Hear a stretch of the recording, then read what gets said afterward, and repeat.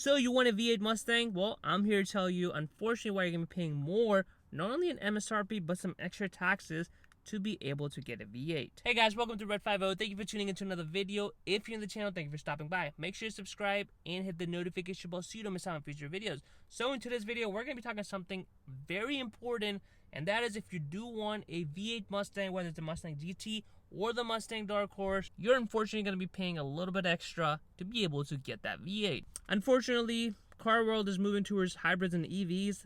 So I'm very thankful that Ford is keeping the V8 alive, and not only just the V8 alive, but also the V8 manual transmission combination alive. Because the Challenger said no more V8, they're going EV route, and Camaro is pretty much just disappeared. So your only option is to get a 2024 Mustang if you do want a V8 muscle car, and you can get it in a GT trim or the Dark Horse trim, but it's going to cost you a little bit extra. I'm also going to show you how you can actually save money and avoid that tax on your 2024 Mustang, so you can still get the V8 a little bit cheaper than what it would be. So it's no surprise, all the manufacturers are having to downsize all the engines, put them turbo. Hybrids and EVs now is because of all the regulations that they have to deal with, which is why Ford is also, came up with the Mustang Mach-E. The F-150's got the turbo engine, the EcoBoost engine, and now they're going Lightning, obviously full EV F-150. So because of that, there's something called gas guzzler tax. And that's something that's not new for the Mustang, but it wasn't really the highlight of the Mustang to really be brought up before. If you got a GT500 or a GT350, you did pay a gas guzzler tax. If I recall correctly, the GT500 was around $1,300 for the gas guzzler tax. It's basically paying the government, saying you are knowingly driving a car that is not good on fuel. But if you were getting a GT500, paying $70,000, $80,000 without a markup, you probably had the money to pay $1,300 extra to be able to own one of the iconic American muscle cars. But unfortunately, that is no longer true for the S650 2024 Mustang.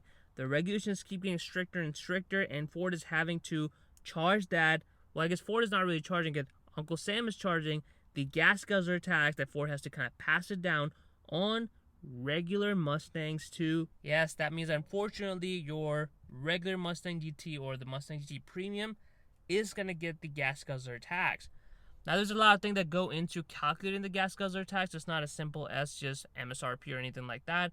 So we're going to have to figure out how much gas guzzler tax is really going to be on the 2024 S650 Mustang. Probably going to be lower than the GT500 because it is based on the total combined fuel economy. So obviously the GT500 has got a 5.2 liter V8 with a blower on it. So it's going to be pretty terrible. I think it does like 13 city and 19 highway, something like that, which is absurd. I mean, don't get me wrong, the sounds it makes with the supercharged V8 is going to be worth it, but it comes with a gas guzzler tax. So the 2024 Mustang having a Gen 4 Coyote motor in his base trim, it's going to have 480 horsepower, and then if you get an active exhaust, you get 486 horsepower, and with a Dark Horse, you can get 500 horsepower just from a regular naturally aspirated muscle car, which to me is just absolutely insane. So now if you are getting the regular Mustang GT, the base model, you're still going to have to pay the gas guzzler tag, which will come in close to $1,000. So we already know the prices of the Mustang has gone up significantly more than what we kind of expected with the 2023 Mustangs being the S550. We know everything is kind of going up, and the car industry is also experiencing shortages, but the increase on the 2023 and 2024 Mustang is just absolutely crazy. It's no longer the affordable pony car that it used to be. Now combine that with the fact that we're going to have to pay gas guzzler tax if you do want to own a V8. That does not sound a lot of fun. And honestly, will get very pricey. Now thankfully there is a way where you can avoid gas guzzler tax, and that is going to be if you do not get the manual transmission and you opt for the 10-speed automatic transmission. Now you may be wondering, how come the same engine is not allowed a gas guzzler tax on an automatic, but it is on manual? Well, the reasoning for that is with the automatic transmission, Ford has a lot more control in terms of shift points and what it can do. So when the EPA takes the Mustangs for testing, Ford can make sure that these shift points are set up in a way where it gets a really good gas mileage, and that basically becomes your base tune from Ford.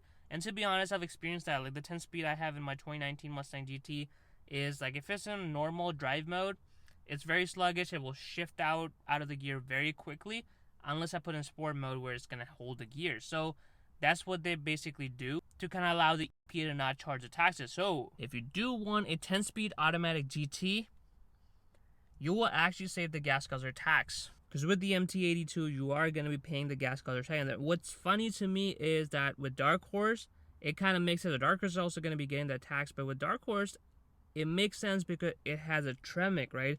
So you're paying the gas guzzler tax to be able to get a better transmission. Still the same car, but the better transmission to be able to have fun with it.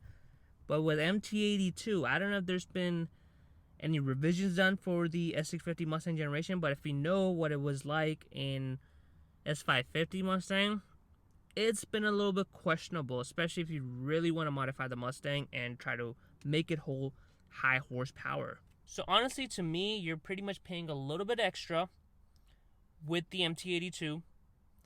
You're getting the worst of the transmission in terms of the reliability and even just day-to-day concerns in terms of how it operates. Like, all of that combined just doesn't add up in favor of MT82. Now, don't get me wrong, I really appreciate Ford being able to offer the V8 manual transmission combination, which is very rare these days. So for GT enthusiasts, like for V8 muscle car enthusiasts, if you want to get a GT, you can still do that and just pay a little bit extra, $1,000 or so. Hopefully it's not too much, but $1,000 extra to be able to get that and still roll your own gears and have fun. Well, guys, so that's all I've got on the pricing of the 2024 Mustang GT. Unfortunately, if you do want a V8, especially if you want the ultimate experience V8 manual transmission, you're going to have to pay a little bit extra to be able to do that. Ford hopefully can figure something out with the MT82s being a little bit more reliable than they have been. So if you do offer the MT82, you end up paying a little bit extra. In the end, you still get a good product and you're not concerned with the reliability issues. I hope you guys enjoyed this video. Comment below, what do you think about the MT82 reliability? What do you think about Ford having to pay gas guzzler tax on a regular Mustang GT without a blower, naturally aspirated Gen 4 Coyote motor? And of course, subscribe to Red 50 for more videos.